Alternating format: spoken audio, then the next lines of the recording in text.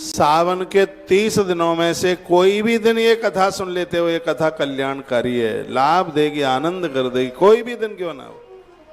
सावन जैसे पवित्र मास में भगवान महादेव की महिमा आप सुन रहे हैं, सोमवार व्रत कथा आप सुन रहे हैं, कितना बड़ा प्रभाव है इसका। तो अब कथा गाई जा रही है, क्या कहा जा रहा है? दमयंत्वा नलस्यासीद इंद्रसेना अभियासुता। दमयंती और राजा नल के माध्यम से एक संतान ने जन्म लिया, उसका नाम था इंद्रसेन। राजा नल तो बड़े अद्भुत राजा हुए हैं। कहते हैं कि 4 पुण्य श्लोक हैं, उनमें राजा नल का नाम आता है। मैं खोल भाई,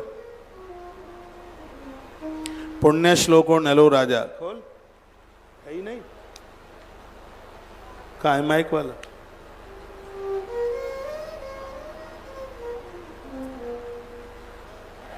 पुण्य श्लोको नलो राजा, पुण्य श्लोको जनार्दन, पुण्य श्लोको च वैदेही, पुण्य श्लोको युधिष्ठिरा। उसमें पहला नाम राजा नल का आता है। तो राजा नल की पत्नी है जिसका नाम है दमयंती। दोनों के माध्यम से एक बेटे ने जन्म लिया, उसका नाम था इंद्रसेन। इंद्रसेन बहुत बड़े राजा हुए और इंद्रसेन का बेटा हुआ तस् चंद्रांगदो नाम पुत्रो भूचंद्र सन्निवि। इनके बेटे का नाम था चंद्रांगद। जब ये चलता लगता था कि चंद्रमा की चांदनी धरती पर उतर के आ गई है, इतना सुंदर था, बहुत सहज था, बहुत सरल था।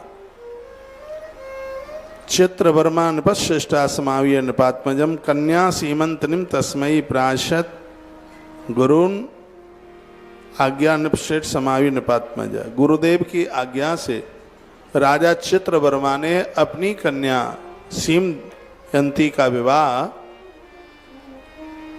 राजा नल के प्रपौत्र के साथ कर दिया।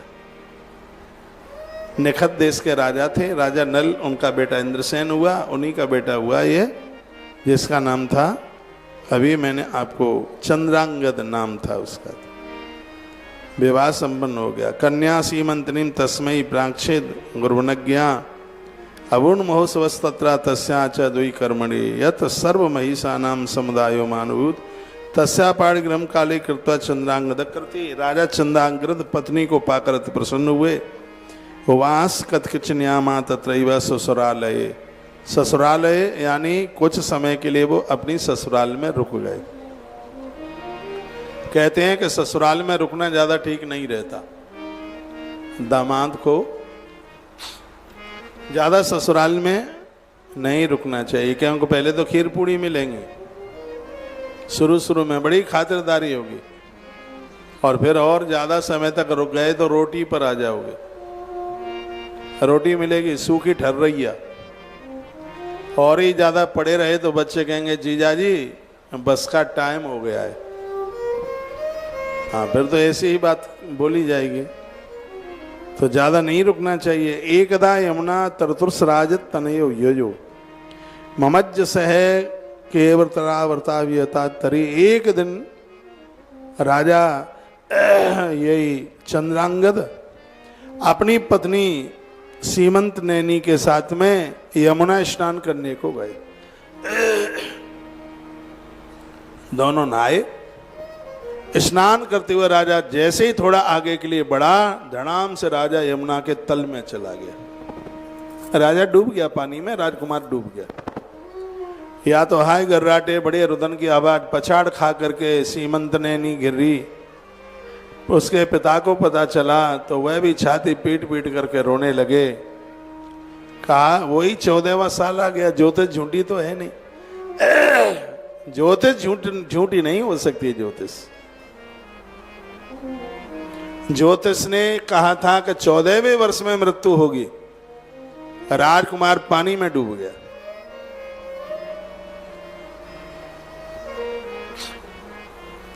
लोगों ने इस बेटी को कहा बेटी भाल का सिंदूर पोंछ दो, माथे की बिंदिया हटा दो, चूड़ियां उतार दो, पामों में बिछुए उनको उतार दो, क्योंकि तुम्हारा पति खत्म हो गया।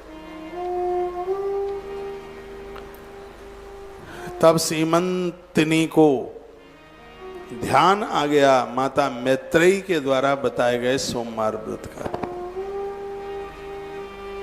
और उस दिन सोमवार का व्रत पड़ा था, सोमवार था, लेकिन इसने वो व्रत किया नहीं। बात आई गई हो गई।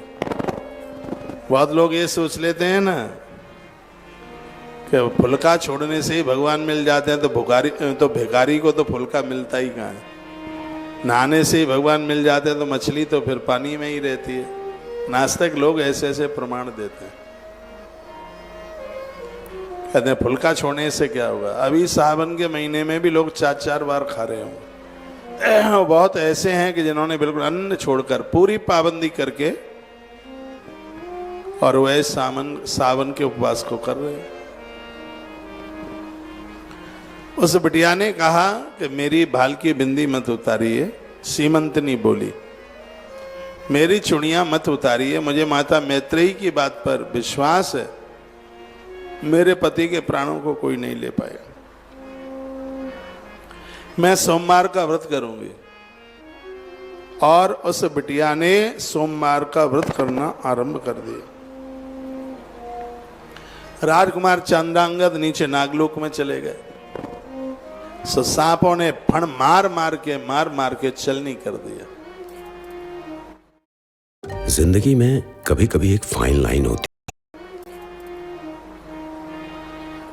उठा करके ले जा करके राजा बासुकी के भवन में डाल दिया। सर्पराज बासुकी वहां डाल दिया। बासुकी ने देखा रे ये तो अधोमृत हो गया, मरणासन हो गया। उसके ऊपर अमृत की बूंदों के छींटे मारे, चंद्रांगद स्वस्थ हो गए।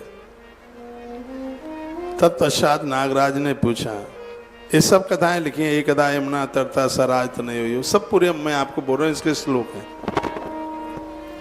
नागराज ने पूछा कौन हो तुम? इसकी आंख में आंसू थे। नागराज तक्षक के हाथ उसे छोड़ करके कहीं चले गए। तक्षक वही जिसने परीक्षित को डसा, वही तक्षक। तक्षक का नाम भी इस ग्रंथ में आया है। तक्षकस्य परम रम्यम विसवे परमाद्भुतम। नागलोक में तक्षक का भवन बड़ा अद्भुत बना है। चंद्रांगद ने देखा, होश में आए तो अचंभित हो गए इस भवन को देख करके। नाग कन्या सहस्रेणा, हजारों नाग कन्याएं समन्तान पर पश्चात राजन तनयो मेन्द्र हो न पाए। हजारों कन्याओं को, नाग कन्याओं को देखा। देवराज इंद्र के भवन से भी बढ़िया सुखद करने वाला वह भवन लग रहा था। तक्षक के सामने खड़ा हुआ दृष्टवा राज सतो धीरा प्रणपत्य सभास्थले। पूछा तक्षक ने कौन हो तुम? उसने जवाब दिया मृत्यु लोक का इंसान हूं। कैसे तुम्हारे पास आ गया पता नहीं है मुझे। राजा नल का पोता हूं, इंद्रसेन का बेटा हूं और मेरा नाम चंद्रांगद है। नागराजोपितम दृष्ट्वा राजपुत्रम मनोरमम, बहुत सुंदर थे राजकुमार। अतः पृष्ठो